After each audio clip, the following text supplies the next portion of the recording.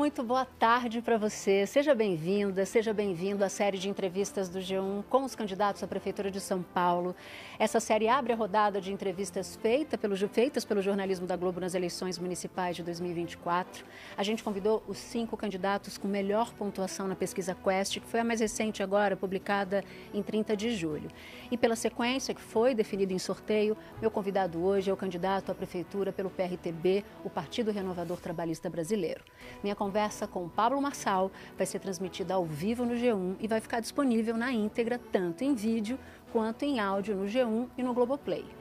É um prazer recebê-lo, candidato. Seja muito bem-vindo. Obrigado, Natuza, pela oportunidade e é um prazer servir o povo de São Paulo. Antes de começar a sua breve biografia, a gente vai contar agora um pouco da história do Pablo Marçal, bem pouquinho. Nascido em Goiânia, trabalhou como operador de áudio e atendente de call center. Em 2016, tornou-se consultor e mentor. Hoje, ele se apresenta como escritor, é empresário, veio para Alphaville, na Grande São Paulo, em 2019 e estreou na política nas eleições gerais de 2022 e agora, aos 37 anos, disputa pela primeira vez a Prefeitura da capital paulista. Da redação do G1, eu sou Natuza Neri e o assunto hoje é Pablo Marçal, sexta-feira, 9 de agosto. Candidato, nossa conversa começa a partir de agora e vai ter 1 hora de duração.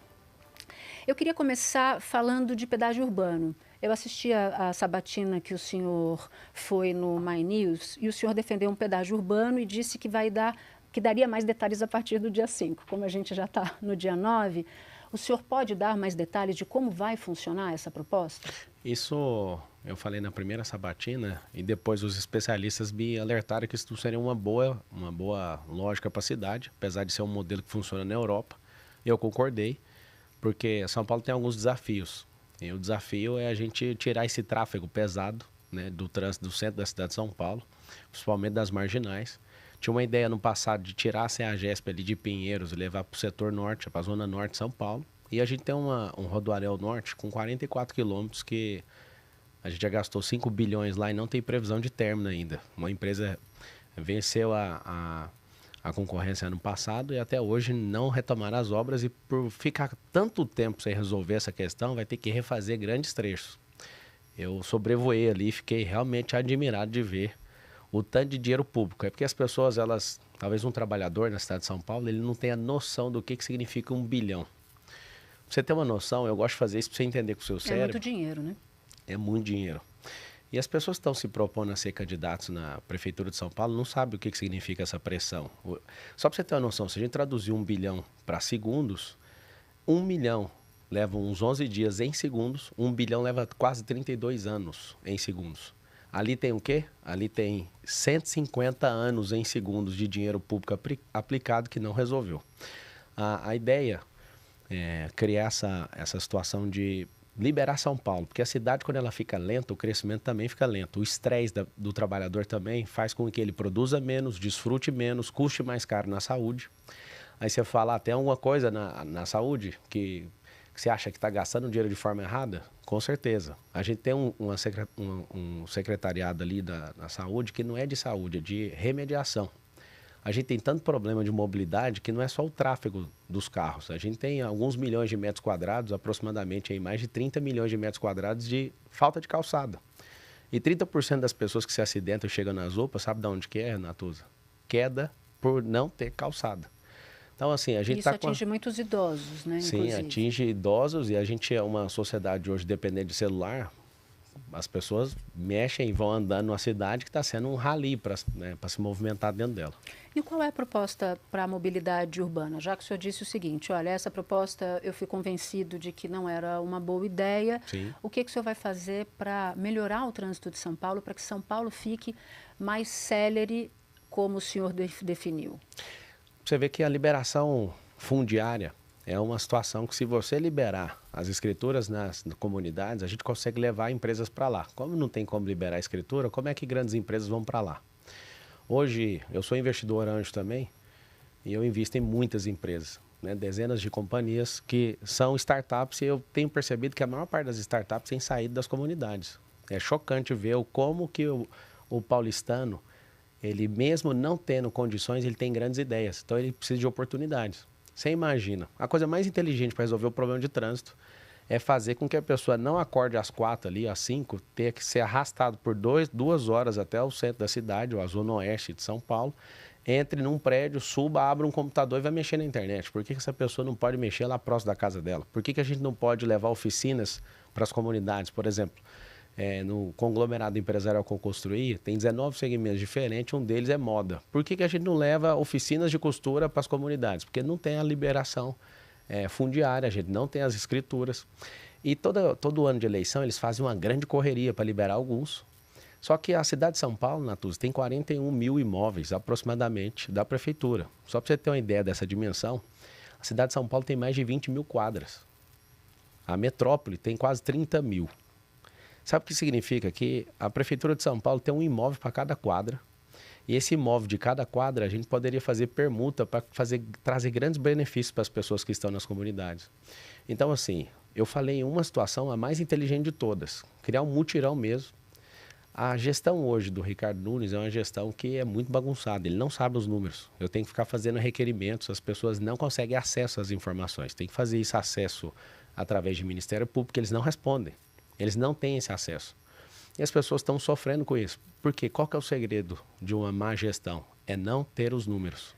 Sim, sim. E como não tem os números, você não consegue saber, não tem como você tomar decisões. Então, você vai ser uma pessoa completamente politiqueira e falar que vai fazer ou deixar de fazer. Então, a primeira solução para o trânsito é essa descentralização. Isso está numa raiz, um problema chamado liberação fundiária, que é liberar essa escritura para a gente incentivar o empresariado a investir nesses locais. Isso aumentaria a capilarização da cidade e a gente não ia ter esse deslocamento. Só para você ter uma noção, da zona leste para o centro da cidade, a gente arrasta. Eu vou falar arrasta porque não é confortável esse modelo de transporte, quando fica entupindo pessoas nesses meios de transporte, 3,5 milhões de pessoas. É como se a gente arrastasse a nação uruguaia todos os dias. Segunda coisa que nós vamos fazer. Assim como nos Estados Unidos, o vermelho no sinaleiro, você pode virar para a direita. Aí o vermelho funciona como pare. Isso não precisa gastar dinheiro de infraestrutura. Uma próxima coisa que é muito boa é liberar a via expressa, como na Europa. Isso na França ela flui muito bem. Você coloca uma via expressa à esquerda, ela tem alta velocidade, só que essa alta velocidade tem que ter mais gente dentro do carro e controlado por câmeras. Então, criar os bolsões nas 10 rodovias que entram na cidade de São Paulo. Nisso, candidato, desculpa lhe interromper, mas eu só queria entender uma coisa. Nesse projeto de mobilidade, passa de alguma maneira, porque o senhor não citou, aumentar corredor de ônibus, porque transporte de massa que transporta muita gente, numa cidade como São Paulo, me parece importante. A outra dúvida que eu fiquei, que queria tirar com o senhor, é o seguinte: você está dizendo que tem que descentralizar. Sim. As pessoas que vivem nas periferias, ter condição de trabalho nas periferias. Sim. E ficarem nas periferias. Mas essa não é hoje uma realidade única das periferias. Muita gente que mora nas periferias trabalha no centro da cidade. Então, não tem muito, ainda que o senhor desenvolva polos de desenvolvimento dentro dessas favelas, ou dentro das comunidades, ou dentro desses bairros que ficam para além da marginal, talvez não resolva o problema só com essas 3 propostas que o senhor fez. Mas eu nem terminei. Eu sei. Agora eu vou só pegar o gancho dessa dos bolsões. Deixa eu ver se eu entendi, me corrija se eu estiver errada, tá? O senhor diz o seguinte: tem 10 rodovias que chegam em São Paulo. Sim. Essas 10 rodovias vão ter bolsões e teleféricos para levar essas pessoas que chegam às rodovias, para elas não entrarem de carro. Integrado. Isso. Sistema... Não são carros utilitários, porque você imagina a quantidade de pessoas, porque a cidade de São Paulo tem 12 milhões de pessoas. A metropolitana tem 20. E as grandes metrópoles unindo com São Paulo tem 30. Então você imagina o caos que é, né? A desaceleração do trânsito por tanta gente que entra na cidade. Imagina, a pessoa ela entra, passa o dia, o carro dela ali, ela gerou poluição, ela diminuiu a velocidade, né, da mobilidade da cidade. E aí qual que é a ideia? Você acredita que eu tivesse ideia? Primeiro, não foi para resolver o trânsito, porque a cidade de São Paulo tem 100 mil eventos por ano. E aí o que é a grande verdade? Esses 100 mil eventos por ano, a gente pode aumentar isso. Só que do jeito que está o desenho, a gente vai continuar com a cidade travada. A gente tem 15 milhões de turistas nessa cidade por ano. Tem 12 milhões de pessoas que moram. E tem muita gente que trafega, passa uma vez aqui, 2, 3 vezes por semana, e a gente pode criar o quê? Esses bolsões são para eventos também. Tem lugares que pode suportar 15 a 50 mil carros e a gente deixa a área liberada para fazer grandes eventos. A maior característica do turismo de São Paulo não é para visitar o centro de São Paulo, é para negócios. Esse é o grande chamariz dessa cidade. Então, você imagina a gente pegar esse tráfego, isso pode colocar aí uma vaga de 350 a 500 mil carros todos os dias.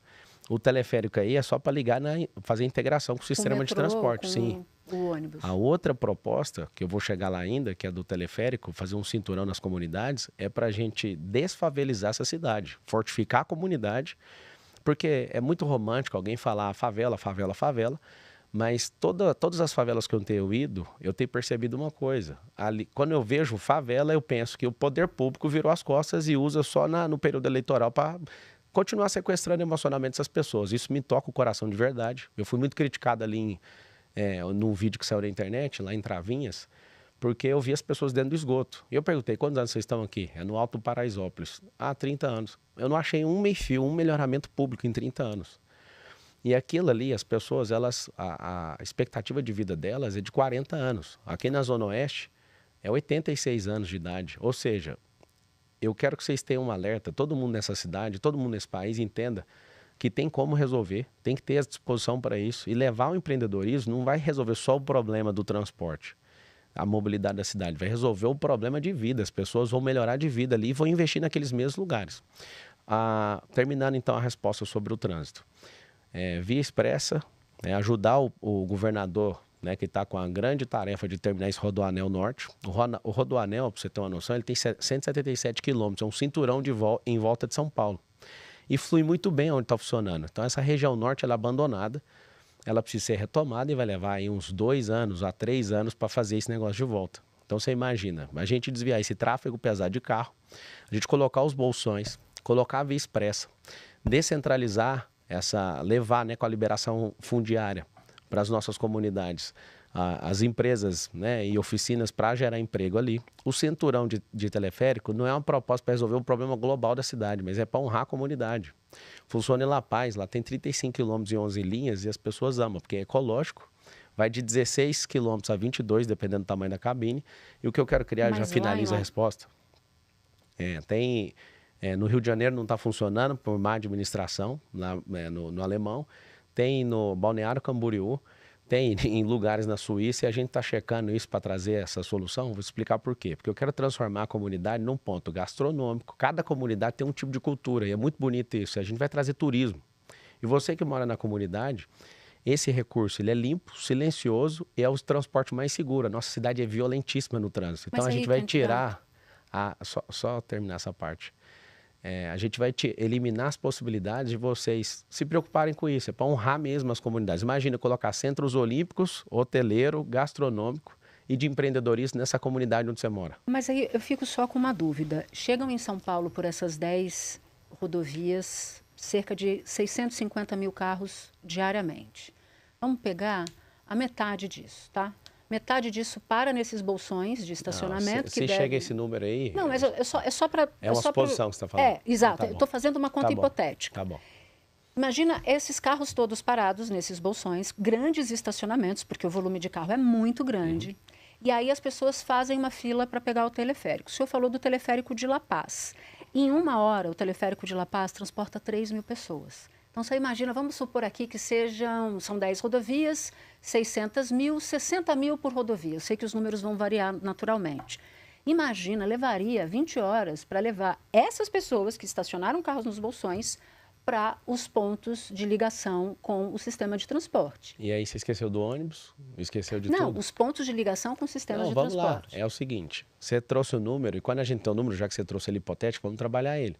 Se você trouxe o número que o teleférico não suporta levar, qual que é o problema de colocar uma linha de ônibus lá e integrar de novo, voltar para uma estação, chegar onde precisar, ou levar até o centro da cidade, porque um ônibus, você imagina eu colocando 80 pessoas dentro do ônibus ao invés de colocar 80 carros parados na via. Imagina a despoluição. A cidade hoje, ela está por esgoto, naquilo que a gente chamava de rio. Desde 1990, eles não conseguem limpar esse rio. Tem alguma coisa... Deixa eu te falar uma coisa, você que está assistindo aqui. Eu estou pedindo socorro para todo mundo do Brasil. tem alguma coisa errada no que esses caras estão fazendo. Não tem como ficar desde 1990 para limpar um rio e não conseguir terminar. É da Sabesp, o governo do estado que tem a maior responsabilidade, mas a gente como prefeitura, se você, né, dependendo de quem você escolher, você pode atrapalhar resolver isso, ou você pode cobrar isso e fazer com que a gente crie política pública para limpar todos os mananciais dentro da cidade. A gente vai falar disso lá na Vamos frente. lá. Vamos chegar lá.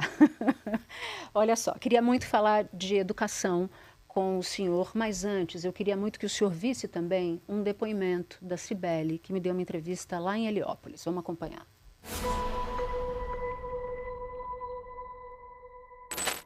Hoje você vê um adolescente saindo da escola na 8ª série, não lendo nem escrevendo, não sabendo uma conta. Aí você fala, o que você está fazendo na escola? A educação de antigamente não é a educação de hoje. No meu ponto de vista, não é.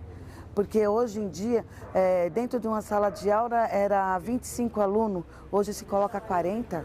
Como que um educador vai conseguir conduzir 40 adolescentes dentro de uma sala de aula?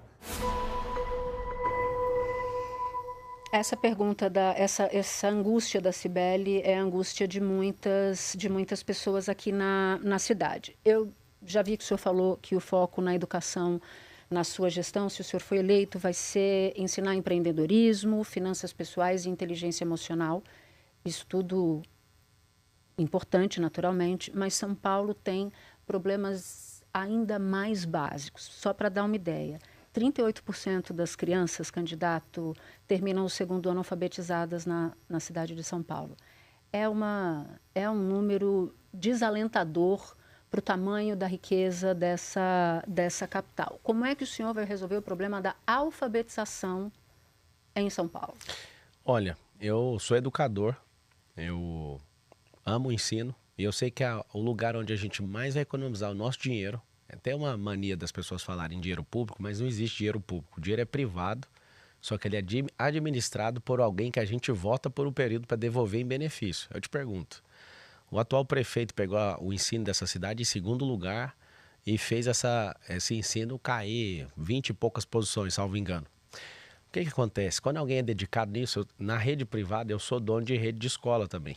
Então eu tenho um compromisso muito grande com isso. Eu tenho 4 filhos, eu vim do ensino público. E o que a Cibele falou em Heliópolis, um beijo para você e obrigado por você trazer essa pergunta.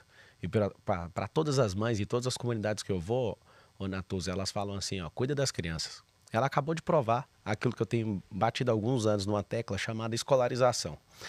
A gente investe 25 bilhões do orçamento de 111, ano que vem vai ser um orçamento global da Prefeitura de São Paulo de 120 bilhões. A gente investe esses 25 bilhões e as crianças, 90% delas, elas não estão aprendendo e não estão liderando o crescimento e não estão apontando nada para o futuro. Elas estão numa ocupação, é como se a gente gastasse 25 bilhões para ocupar essas crianças. A alfabetização é muito simples. O modelo que o PT vem empregando, né, de tanto que eles já assumiram 3 vezes a Prefeitura de São Paulo e a 4ª vez que eles estão dominando a presidência da República, eles não querem trazer, não querem fazer com que a criança amadureça rápido. A gente precisa levar as crianças para a prática. Qual que é o problema da escolarização? É muita teoria e pouca prática. A gente não é um povo que está colocando identidade esportiva nos nossos alunos. A gente não é um povo que está preocupado em fazer eles pensarem. Nós estamos criando militantes nas escolas. E eu posso falar, sim, sem criar confusão, não estou a fim de criar problema com ninguém, mas eu quero aqui olhando nos seus olhos. Eu sou fruto de escola pública, sou filho de faxineira, meu pai é funcionário público aposentado. Estudei a maior parte da minha vida em escola pública e eu aprendi algo. Idolatrar Karl Marx. A ficar com raiva dos Estados Unidos e criar essa guerra entre trabalhador e empreendedor. Eu trabalhei por 13 anos para outras pessoas, até ter as minhas empresas e empregar centenas de pessoas e pagar milhões em impostos. Eu posso falar para você uma coisa, se a gente não mudar isso aqui, ó, não investir nisso. O Brasil tem um índice alarmante de homicídios, que eu sei que é o que toca o coração de vocês, e a nossa segurança é o item mais pedido na nossa cidade. É o seguinte, as pessoas não aprenderam inteligência emocional. Elas matam por qualquer coisa. Aonde que a gente deve ensinar elas? Na escola? Mas, candidato, como é que o senhor vai resolver o fato de não serem alfabetizadas, esse volume todo, com uma atitude mental positiva? Não, não é atitude mental, não. Isso é prática. Eu respondi já, Natuza. É questão de levar a criança para a prática e como é criança, tem que ser lúdico. Existe uma coisa no ensino que chama andragogia. Aqui no Brasil, nem no ensino, no ensino superior se usa isso. A gente usa o ensino lúdico para adulto e ocupa a criança o tempo inteiro com teoria como se ela fosse adulta. Presta atenção que eu vou te falar. O ensino americano, inclusive, depois que eu descobri isso em 2006, que eu estou no ensino desde 2006, eu já fui instrutor num grupo de telecomunicação e desde quando eu virei instrutor, eu me apaixonei pelo ensino. Eu tenho 1,5 milhão de alunos na internet. As minhas redes sociais aí no TikTok tem 3,5 bilhões de marcações com o meu nome, tudo por vídeo, ensinando alguma coisa, uma pílula. Inclusive, antes da gente começar a entrevista, eu estava te dando uma dica ali de como fazer algo emocional. Eu me senti honrado de poder te responder isso. Mas a questão da alfabetização é muito simples. Tem que tratar de forma lúdica. As crianças, elas precisam de gostar do que estão aprendendo. O que a Cibele falou? Antigamente a educação funcionava, tinha tantos alunos em sala, agora a gente tem um dobro de alunos. Esses políticos, eles não estão preocupados nisso. E desculpa, eu não queria gastar meu tempo falando de outra pessoa, mas o atual prefeito, ele não cobra isso. Você vai me ver, porque nas minhas escolas eu faço isso, tá?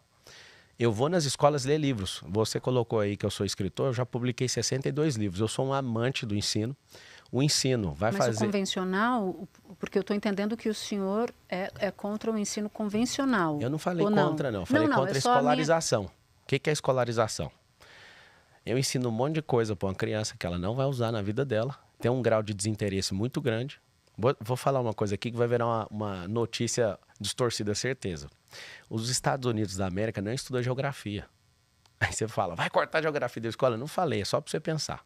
A gente faz todos os alunos da rede pública estudar Bhaskara. Ninguém sabe explicar para que serve isso. Isso é para engenharia. E a maior parte dos engenheiros nunca usaram esse negócio. E aí a gente não tem ninguém questionando isso. A gente ocupa realmente. No começo, na primeira infância, é só recreação. A gente tem que fazer a parte lúdica e divertida para eles aprenderem. As crianças precisam de aprender. Tem crianças com dificuldade de aprendizado. As crianças da favela, Natuza, elas com problema de nutrição, elas não conseguem desenvolver o cérebro delas. Sabe por que eu sei? O espírito público me picou em 2019, lá na África. Eu tenho um trabalho lá e eu prometi para aquele povo só sair de lá depois de pôr a última família dentro da última casa. Se você quiser ver, vai no meu YouTube, Pablo Marcal, você pode ver Camizungo, Pablo Marcal. Eu prometi servir aquele povo, eu só quero finalizar te falando isso.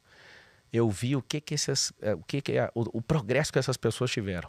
Eu não acreditava que eles conseguiriam, né, sair do lugar. As mulheres, elas trabalhavam na enxada, em outras fazendas, para sustentar a família. As crianças cuidavam de criança e os homens ficavam em casa. Eu fiquei abismado de vez. Foi em 2019. Hoje, 2024, sabe que jeito que está lá? Pleno emprego, eles constroem as casas. E eu tenho chocado com a mudança de mentalidade. É por isso que eu acredito. Se o povo africano conseguiu ali em Angola, no Camizunga, onde eu sirvo, eu tenho certeza que a família mais pobre da cidade de São Paulo também vai conseguir. Eu ainda não entendi como é que os professores vão aplicar o seu método, mas a não gente é meu, tem não. que ir para... Eu sou prefeita, não sou professor e nem secretário de educação. Tá. Mas eu quero ir para a saúde, porque eu sei que esse é um tema... Se você não entendeu, desculpa. Eu vi que você não gostou quando o Datena te interrompeu. Não, o senhor pode me interromper. Tá. Fique tranquilo. Então vamos lá. Eu vou deixar bem claro. A gente trata a pedagogia de um jeito e não tem andragogia no ensino brasileiro. Eu falei, acho que você não pegou aí, eu posso explicar. Só que a criança, na primeira infância, a gente dá muita teoria para ela. E a gente tem que colocar a pedagogia, que é ser lúdico. Pedagogia significa isso, ensino para criança. Andragogia é ensino para adulto. Aqui no Brasil parece estar invertido. A gente soca teoria, a gente tem um professor para muitas crianças, é por isso que elas estão só numa ocupação e algumas numa recreação. Para você alfabetizar alguém, você precisa de fazer o quê? Você precisa levar para a prática. Sim. Precisa assimilar com a vida cotidiana da criança, ela aprende mais rápido. É isso que a gente faz. Eu não sou contra o ensino público, não. Mas hoje você tem que saber uma coisa. Se eu te fizesse uma pergunta, se eu tivesse um filho hoje, você que tem um filho na rede pública, se eu te falar que a rede pública é mais cara que a rede privada e te desse um cheque, essa não é uma proposta, é uma hipótese. Toma aqui, ó.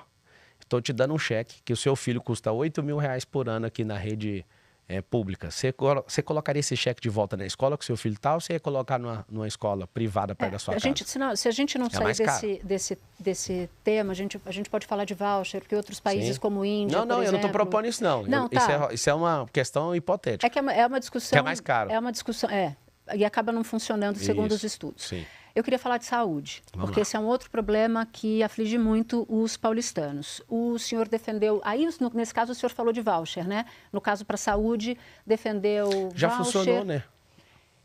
Eu queria só entender como é que vai funcionar para que a população possa ir no hospital. O senhor cita o Corujão do João Dória, mas eu sinto falta do senhor dizer como é que vai funcionar, qual vai ser o valor do voucher, porque no caso do Corujão... Eu não propus isso, não. Eu elogiei isso e eu fiquei fazendo perguntas do porquê que os governos tiraram isso, porque isso é um benefício do povo. Imagina o pobre sendo tratado no Albert Einstein. Imagina o pobre sendo tratado igual o Lula é tratado no Sírio-Libanês. Por quê? Porque aí você compra a ociosidade do hospital privado. E essa prática foi determinada, ficou mais barato do que o Sistema Único de Saúde, para você ter uma noção. Por isso que a gente tem que rever, o Estado está com uma múltipla falência em várias situações. O Estado está grande demais, está pesado demais, é muita companheirada, é muita ineficiência. É um Estado completamente corrupto. A gente precisa de ter gente nova justamente por isso. Mas quanto vai custar, candidato? Vamos lá, eu não fiz essa proposta, tá? Tá, mas parte do meu Mas vou te falar qual que é a minha proposta. Eu quero ouvir sua proposta e saber quanto que ela vai custar. O que o senhor vai fazer, então, com a saúde? Vamos lá. A saúde da cidade, a gente gasta um pouco menos do que a educação, para você ter uma noção. Quanto mais a gente investe em educação, menos a gente vai gastar dinheiro em segurança e em saúde também, tá? Não que tenha que cortar o que você está fazendo, mas uma pessoa que muda isso aqui, ó, muda a nutrição. A pessoa vira na escola, ela tem a identidade esportiva, ela fica competitiva, ela aprende sobre nutrição, ela cuida da vida dela e sai mais barato para todo mundo, tá bom? Agora sim, ó. Primeira coisa, como que é terrível para você que precisa ir numa UPA e aí não está integrado, por exemplo, o prontuário. Você foi em outra, aí você vem numa segunda UPA, não consegue puxar o prontuário. Como que numa era tão tecnológica, tá tudo digitalizado, a pessoa, ela parece um pirulito na boca de banguelo. Aí ela chega em um lugar, não está no CAD, então você tem que ir em outro prédio. Pra você ter uma noção, aqui tem 32 subprefeituras, só que não está tudo integrado num prédio. O horário de funcionamento, por exemplo, compete com o horário do trabalhador. Não tem horário fora do horário de trabalho. Aí a pessoa vai pegar um atestado para ir resolver problema de cadastro. Por que não pode unificar isso tudo? É o que a gente vai fazer. A Prefeitura de São Paulo tem um aplicativo chamado 156, que é para inglês ver, ninguém dá conta de usar aquilo. Pessoas que entendem não dá conta e não tem o serviço que ela precisa. Então, a primeira coisa, temos mais de 190 mil pessoas na fila para cirurgia. Eu queria entender, um povo que investe, né, quase 20 bilhões, né, do orçamento em saúde, com tantos agentes públicos para resolver, está faltando o quê? Sabe qual que é a minha avaliação, Natuza? Se vocês não trocarem os políticos, o Essá de Queiroz falava o seguinte, que você tem que trocar os políticos pelo mesmo motivo que você troca a fralda. É muito ruim você ver, por exemplo, um partido que é caro demais, gastando dinheiro público na televisão, fundo eleitoral, e de fato juntando tanta gente para vencer uma eleição dos dois lados, eles vão comprometer todo o dinheiro dessa prefeitura. Eles nem sabem que recurso que é esse, mas o que nós vamos fazer então? Nós vamos unificar, digitalizar esses prontuários. Tem um hospital que está sem medicamento e está vencendo no outro. Essa é questão de gestão. É questão básica. Parece que essas pessoas são desumanas. Sabe por quê? Essa gestão de cada um olha o seu e cada um tem o seu próprio esquema faz com que você, que é cidadão, perca. Não faz sentido. A gente tem que ter uma gestão dentro da prefeitura que faz o quê dentro desses hospitais? Está passando medicamento aqui, isso tudo com análise, isso tudo com relatório analítico, a gente consegue ver e falar, tem que transferir medicamento para outro lugar. Então, unificação... O senhor já fez algum estudo, algum levantamento para saber quanto isso vai custar? Então, é uma coisa tão simples. Uma prefeitura tão rica, não precisa preocupar com isso. Tudo que os meus especialistas estão levantando, tudo que o Sabará, que é o coordenador do plano de governo, que inclusive ele está aqui nos estúdios, tudo que está levantando tem dinheiro, o que não tem à disposição. Você sabe por quê? Porque se a gente melhorar a gestão, vai acontecer um negócio absurdo. Vai mostrar os números. É a mesma coisa do que tem na rua. Eu sei que você vai chegar nesse assunto da Cracolândia. 80 mil pessoas na situação de rua. Só que o prefeito ele não assume. Ele nunca assume. Aumento de 23% em relação ao ano passado, de dezembro para cá só. Não chegou no outro dezembro ainda. E aí o que acontece? Os números, eles não mentem. A gente precisa dos dados dessa prefeitura. Não sabe onde estão os imóveis, não sabe o porquê que essas UPAs não são integradas, não sabe por que a gente não dá conta de digitalizar isso, mas gastam bilhões desenfreados aqui na cidade. A prioridade é o povo, a prioridade é você. Agora, eu entendo tudo isso, eu entendo que em muitos casos há uma dificuldade mesmo de acessar números oficiais. E eu vou cobrar disso. Isso vai acabar em 2025. E eu vou cobrar disso do entrevistado, que é o prefeito. E cobra de mim também em 2025. Mas do senhor agora, eu quero cobrar outra coisa. Vai lá. Eu quero entender, para que a população que nos assiste entenda, se o que o senhor promete cabe no orçamento. Como o senhor é candidato a ser o gestor público da maior cidade do Brasil, da América Latina, enfim, eu preciso entender que o senhor está de posse, o senhor sabe não só fazer diagnóstico, mas o senhor sabe como é que o senhor vai fazer para chegar deste ponto aqui e ir até este ponto aqui. Vamos lá. A resposta curta e grossa é sim. Agora, se faltar dinheiro na nossa receita, no orçamento da prefeitura, que em 2016 era menos de 50 bi, agora em 2022 vai para 2025 vai para 120 bilhões. Eu não sei se você sabe, você vai votar em alguém que vai assumir. No primeiro ano ele tem que cumprir absolutamente tudo que já estava tudo amarrado do governo anterior e assim sucessivamente. Agora, sabe de onde eu posso levantar a receita? Nós temos 70 deputados federais no estado de São Paulo. E a maioria desses deputados, eles levam as emendas para onde? Para os interiores de São Paulo. Tem 645 cidades no estado de São Paulo. O que eu vou fazer? Com o relacionamento, que eu vou mais do que prefeito e que esses caras para Brasília, eu vou trazer esses investimentos para a cidade. O porquê que os deputados não trazem? Eles usam isso para trocar isso por voto. É o sistema, o jeito que está desenhado o sistema eleitoral brasileiro. Ele leva um hospital para algum lugar e as pessoas agradecem votando nele de novo para a próxima eleição. O que eu vou fazer? Aumento de receita aqui, ó, trazer emendas de deputados e dar o devido louvor para ele, porque se não der, ele não traz a emenda. Então, ó, como é que a gente vai aumentar a receita? Trazendo emenda com parcerias público-privadas, né? Uma das coisas que você já mencionou aí, já funcionou. E por mais que precise de ajustes com o Tribunal de Contas, nós vamos fazer, precisa sentar, precisa ter paciência e falar o que deu errado, o que deu certo e vamos corrigir. Vou ter diálogo também com o presidente da República, tem que ter um cessar-fogo depois das eleições. As pessoas, elas, né, não dá para o Brasil ficar com políticos que têm inimizade com outros políticos, principalmente da federação. Então você vai ver a gente trazendo recurso do governo federal, você vai ver a gente trazendo recurso de deputados federais que nunca trouxeram emendas para a cidade de São Paulo, você vai ver a economia, a gente vai revisar, Natuza, todos os contratos dessa cidade, nós vamos revisar todos. Se tiver irregularidade, dá prazo para todo mundo arrumar. E aquilo que não for lógico para a cidade, é dali que a gente vai tirar a economia. O dinheiro tem. Eu respondo para vocês, ainda mais eu. Esses caras que não entendem de dinheiro é uma coisa, eles podem falar. Eu construí um patrimônio e a gente tem um conglomerado empresarial que a minha marca é saber sobre receita, gestão e venda. Então não tem como, nós precisamos de revisar tudo, todo tipo de gasto, aumentar a nossa receita e tem os caminhos que eu acabei de mostrar. Vou dar um recado aqui para quem nos acompanha. Pessoal, a partir de agora, para você que está assistindo a entrevista com Pablo Marçal pelo TikTok, eu vou te convidar a continuar acompanhando a transmissão ao vivo no g1.com.br ou no YouTube do G1. E agora eu já quero passar para um outro tema, candidato, que é reciclagem. Bom, a gente vive numa cidade que coleta por ano cerca de 3,5 milhões de toneladas em resíduos de domicílio só, tá? De domicílio. Desse total, olha o dado, 2,6%, 90 mil toneladas em média, são de coleta seletiva. E 76% das vias têm coleta seletiva domiciliar. Qual é a sua proposta para ampliar o número de vias atendidas com coleta seletiva de lixo? A gente vai ter que usar tecnologia, porque tem gente hoje que está reciclando o lixo e fazendo o lixo virar hidrogênio.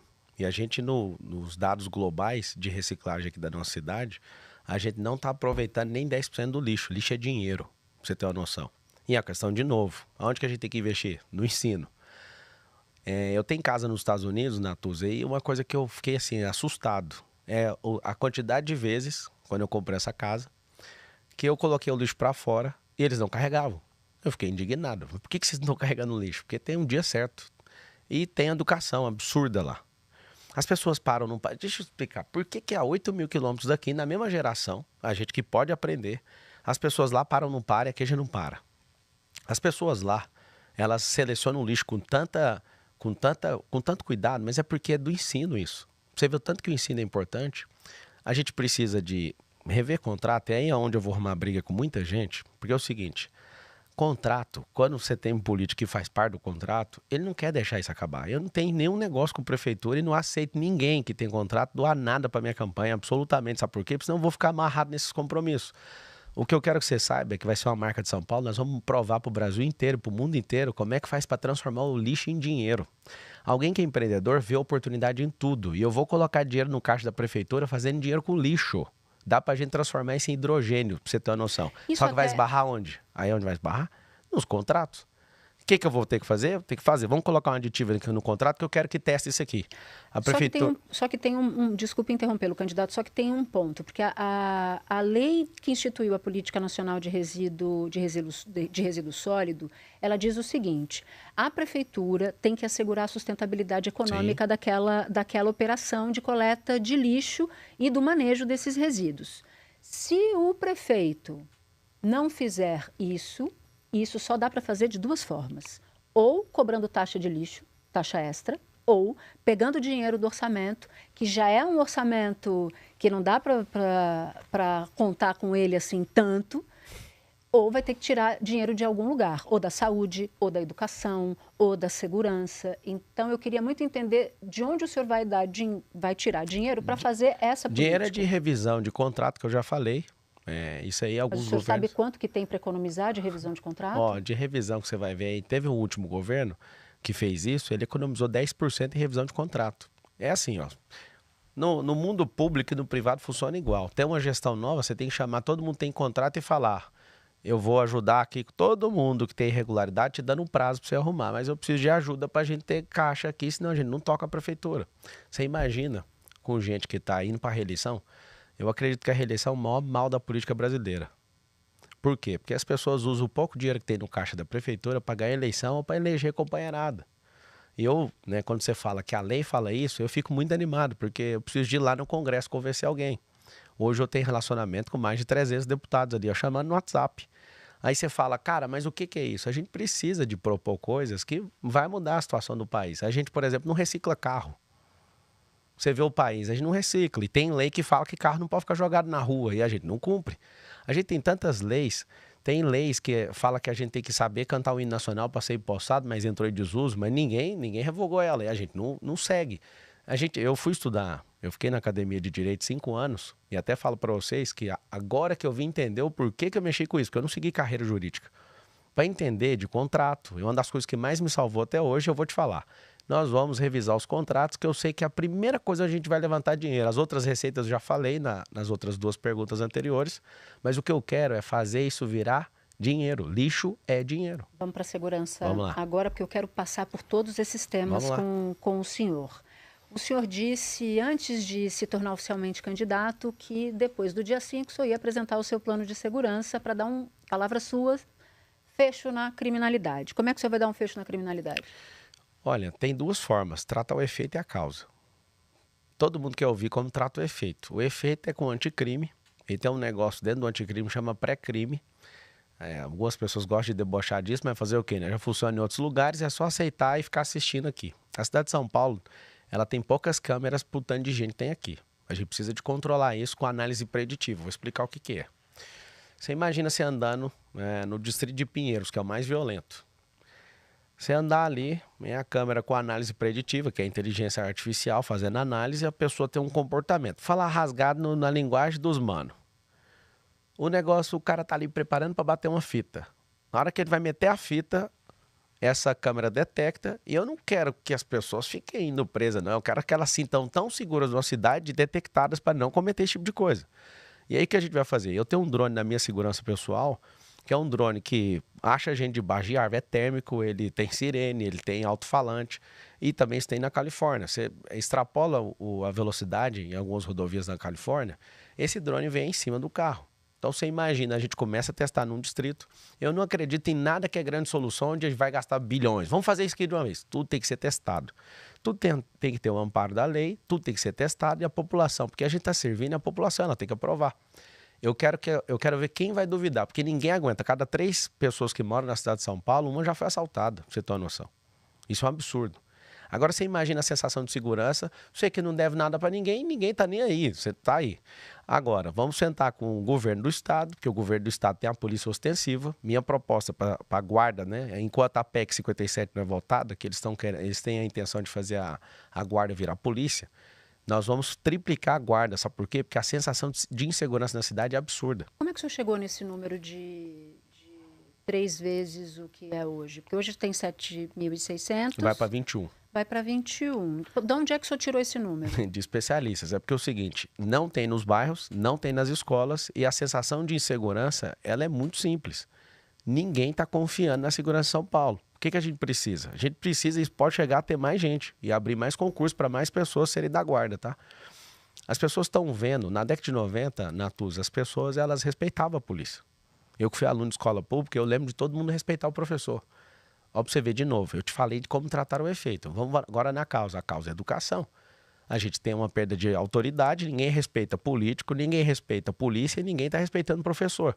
Ou seja, a gente está com uma falência, não é contra o PT, não é contra comunista, é contra as instituições democráticas. Aí você fala, mas por quê? Porque a gente perdeu a base de autoridade, a gente perdeu a disciplina. Inclusive, só para dar uma dica para vocês sobre isso, eu acho que vale a pena eu responder isso, o político, ele tem um tipo de escola de acordo com o seu caráter. Por exemplo, o Lula, que sempre foi um militante, sempre foi alguém que sempre agiu com improdutividade, transformou o ensino superior numa coisa improdutiva e militante, é de acordo com o caráter dele. Por exemplo, o Henrique Cardoso, que era acadêmico, ele fez só 1 ou 2 faculdades federais. O Lula, que é quase analfabeto, ele fez o quê? Ele fez quase 20, mas para quê? Para desenvolver a militância, que levou ele ao poder. Por exemplo, o governador do estado de São Paulo, ele é militar. O que ele acabou de fazer? Por lei, inclusive o povo de São Paulo decidiu, através da Lesp, transformar algumas escolas em um modelo cívico militar. Por quê? Porque ele é militar, ele entende que está faltando disciplina. Marcelo, e a sua? Qual que é o seu caráter? Eu sou esportista, eu sou triatleta, eu sou Ironman, sou Ultraman, inclusive. Mas segurança. Não, mas eu estou explicando. A segurança começa na educação. Não, tudo bem. O artigo 144 da Constituição Federal fala o seguinte, é dever do Estado e direito de todos. Só que eu tenho que ensinar isso para o povo aonde? Na educação. Quando você fala isso, é como se você estivesse desvinculando a educação. Eu estou te falando que uma sociedade que bate em polícia, que jeito que vai ser recepcionada pela mesma polícia? Que o senhor já fez essa digressão da educação em outros momentos. Não, mas não tem como correr da educação. Tudo bem, mas eu preciso entender como é que o senhor vai fazer isso, candidato. O senhor sabe qual é o tamanho do orçamento para a segurança? De cabeça, não. 1,3 bi. Desses, 945 vão para pessoal. Sim. Então, vamos aqui triplicar. Significa dizer que o orçamento da segurança pública vai triplicar. O que tem hoje não caberia dentro do seu... É por isso que ano que vem o orçamento já vai aumentar em quanto? 9 bi. 9 bi. Com o resumo de contrato, a gente tem 111, a gente tem mais 10 bi de economia. E aí que está o diferencial de gestor. Mas mesmo assim, candidato, eu estou sentindo dificuldade de entender os números das suas propostas para eu conseguir mensurar e explicar para quem nos assiste se elas cabem dentro do orçamento. Porque senão eu fico tentando puxar aqui que o senhor saia do genérico para ver se cabe, para eu fazer essa conta. Vamos lá, vamos pegar um contrato da prefeitura que cobra 27 mil reais para tirar uma árvore. Você que não entende disso, Natuza, você acha que vale 27 mil reais num contrato tirar uma árvore que tá para cair? 27 mil? Quando eu falo de revisar contrato, ali está a maior economia que existe.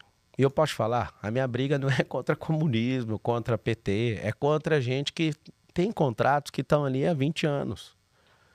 Essas pessoas vão ter que perceber que tem alguém novo ali que quer mostrar serviço. E aí eu deixo meu apelo para vocês. Um prefeito igual o Ricardo Nunes, ele está fechado com 12 partidos políticos. Eu não sei se você sabe, é a coisa mais cara que vocês vão fazer na vida de vocês, escolher um cara desse. Pegar a companheirada do PT, que já governou a cidade por 3 vezes e não resolveu nada. Na vez do Haddad, que é um péssimo ministro da economia, ele foi prefeito.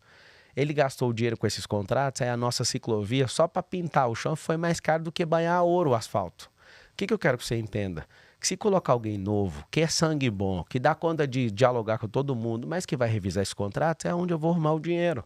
O dinheiro é muito simples, tem a previsão legal e eu preciso achar onde tem a forma de enxugar esse dinheiro. Se vocês entenderem, quando você acabou interrompendo, eu entendi porque você pediu para aprofundar. Quando você pede para mim assim, ó, mas da onde você vai tirar o dinheiro? Gente, nós estamos falando de um orçamento de 120 bilhões. Tem muito acordo errado feito. Tem muita coisa errada. Eu estou entrando nessa prefeitura sem dever ninguém. E você quer saber, Natuza? Eu vou chamar todos os partidos políticos para compor o governo. Só que ninguém vai ficar com essa caneta de gastar esse dinheiro. Porque são pessoas companheiradas. Vou explicar para vocês. Vou jogar um negócio aqui, eu quero que vocês avaliem como cidadão, tá? E é um socorro que eu peço para o Brasil inteiro. Pelo menos, eu vou falar uma hipótese para não criar problema, tá? Na minha avaliação, eu imagino que 50% do dinheiro público é evaporado. Vou explicar como. Com morosidade, burocracia, corrupção, ineficiência e gente que é incompetente. Quando você coloca gente incompetente nisso, é um absurdo. Essas pessoas, né? Você que é alguém aí que é comerciante, você sabe de alguns desvios que acontecem nas subprefeituras. Chega denúncia o tempo inteiro sobre isso. Se vocês mantiverem essas pessoas, é muita companheirada. A gente precisa de trocar os quadros. Deixa eu te falar algo. Independente de quem ganha, só de trocar o quadro já é econômico para a prefeitura, para o povo. Só que o problema é trocar por alguém que já tem esquema já marcado há décadas. Aí se você fizer só a troca, você já derruba os esquemas. Só que você vai colocar alguém profissional em esquema, aí já é outro problema. Vocês precisam de dar chance para alguém que nunca foi. Algumas pessoas falam assim para mim, você nunca foi administrador público. Por acaso alguém nasceu com esse dom? Ou a pessoa desenvolveu? Eu não estou aqui falando para vocês que eu sou o melhor cara do país ou da cidade de São Paulo para governar a cidade de São Paulo. Mas entre esses candidatos, eu sou o que mais entende de gestão. Eu sou o cara que mais tem coração com gente, porque eu fiz com o meu dinheiro. O que eu fiz na África, eu fiz com os meus networks, com o meu acesso, com o meu tempo e com o meu dinheiro. Imagina fazendo com o nosso. Eu quero que vocês entendam isso. Tem dinheiro sim, a prefeitura é rica e o povo é pobre. Por quê? Porque não sabe escolher as pessoas que vão dirigir. Porque quando você coloca um prefeito, ele se acha o rei. Só que o prefeito é a pessoa que mais tem responsabilidade na cidade. Ele é o maior servidor público que existe. E eu estou aqui pedindo a confiança de vocês justamente por isso, porque eu quero servir vocês. E tem como pegar esse dinheiro, tem como chegar nesse dinheiro. Candidato, eu vou mudar agora de assunto. O senhor deve ter visto, o jornal Folha de São Paulo publicou um áudio do presidente do seu partido, o Leonardo Avalanche, dizendo ele próprio no áudio que tem ligações com o PCC. Vou ler aqui 2 momentos desse áudio, tá?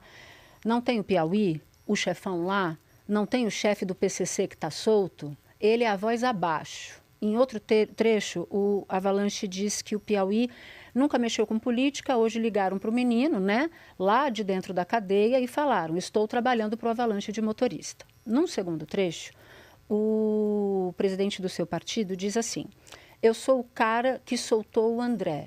É o André do rap, que foi solto pelo Supremo, inclusive, numa decisão do Supremo. A turma, e ele segue, a turma, não sei se vai ter conta disso. Esse é o meu trabalho, entendeu?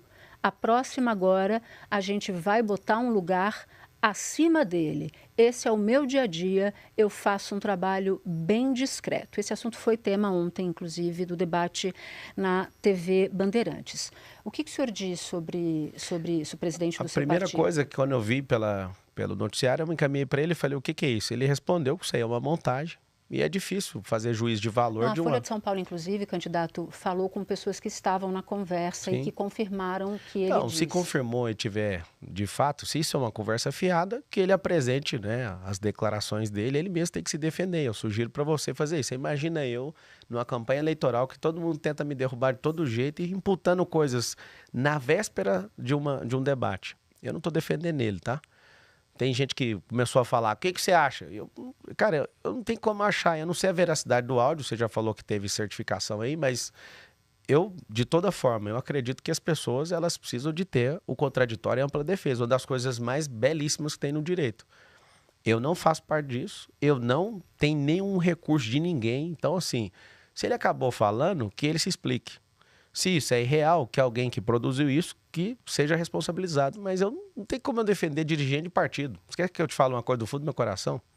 Eu quero que no futuro Brasil a gente possa ter pessoas como eu e você que possam ser candidatos sem partido político. Isso é quase um manicômio, você não consegue. Mas o senhor acha que o senhor consegue garantir que o seu partido, que o senhor entrou não faz muito tempo, não tem vinculação eu não posso com o garantir PCC? isso. Porque a gente passou em 2006... Não sei falar isso. Não sei se o senhor se recorda, uma situação muito dramática aqui em São Paulo. Sim. A gente tem trauma do que aconteceu, o PCC resolveu atacar em várias frentes e a população ficou sob medo.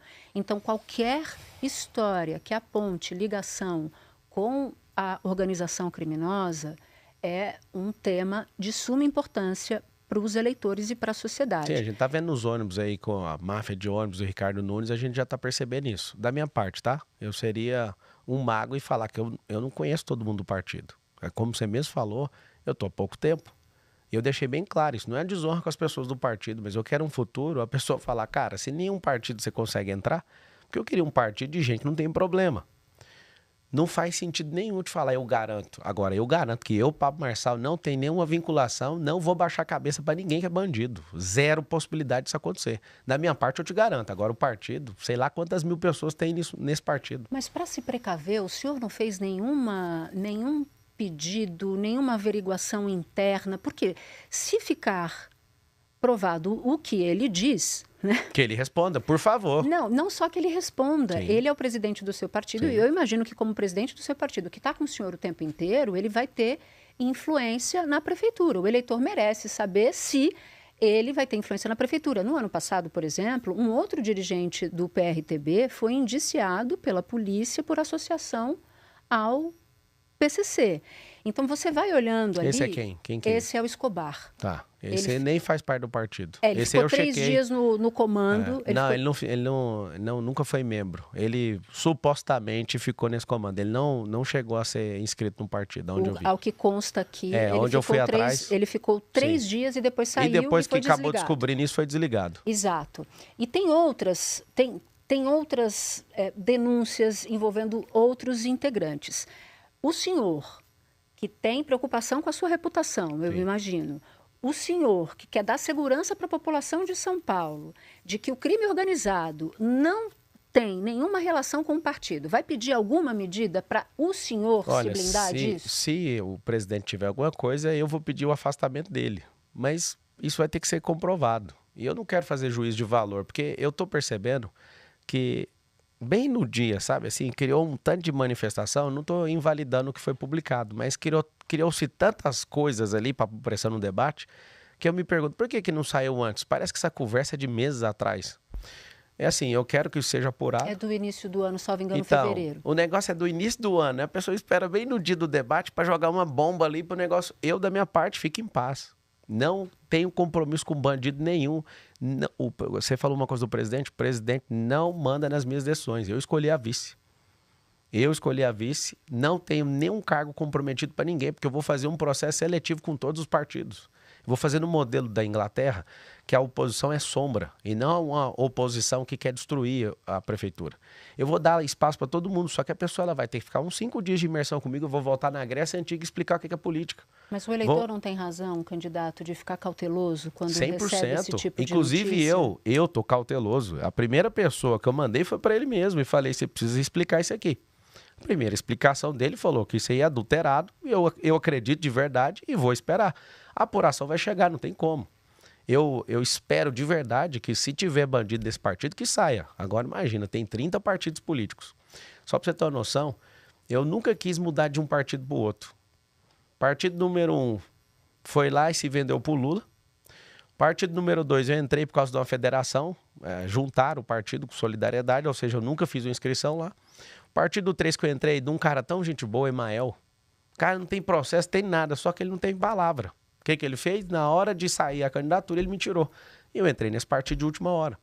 E entrar nesse partido, ele tem me sustentado. Eu quero agradecer o Leonardo aqui e agradecer todo o partido, o Levi Fidelix, a família dos Fidelix, porque eles têm me honrado.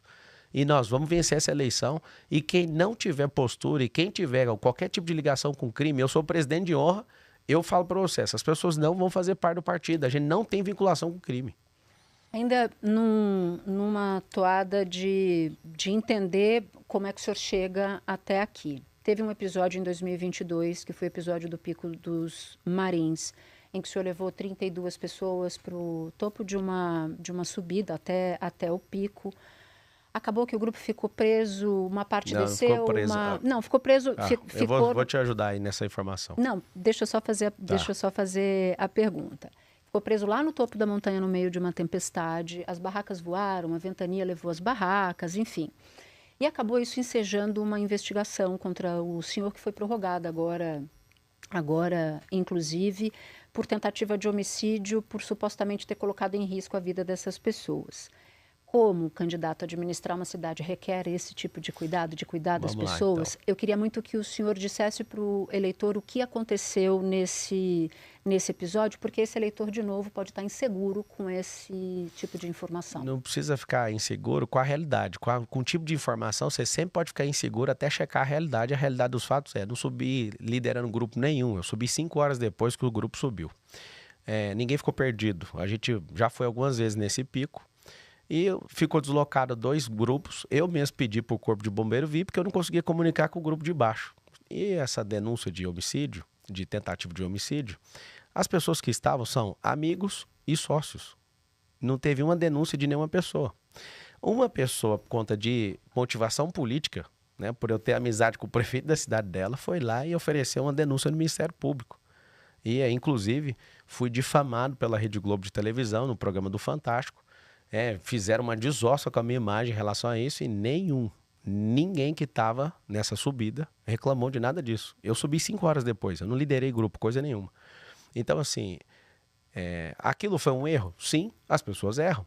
Você não vai me ver cometendo o mesmo erro 2 vezes. Eu sou um homem maduro aos 37 anos de idade, casado com a mesma mulher, inclusive minha única namorada, tenho 4 filhos e dezenas de empresas. Para te falar uma coisa, já errei muito na vida. E não precisa errar de voltar no mesmo erro. Você não vai me ver 2 vezes fazendo a mesma coisa. Então, assim, isso me trouxe amadurecimento e eu posso falar para você, tudo aquilo que você me vê errando, você vai me ver corrigindo a rota. E eu sou muito feliz de ter tomado decisões que me fizeram corrigir todas as rotas que eu passei na minha vida.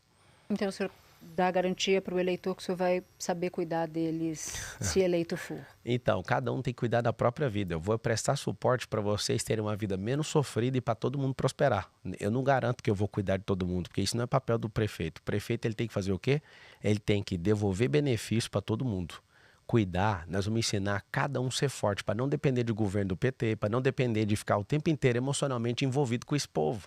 Todo mundo pode abrir seu próprio negócio. Você que está aí agora, que é mãe, se você perdeu a esperança de prosperar, seu filho vai prosperar, porque eu prosperei e abençoei minha mãe. Eu quero que você saiba que todos podem prosperar. Eu acredito nisso de verdade. Eu estou na política para isso. Eu quero que a nossa nação tenha um propósito de ser a nação mais próspera da Terra.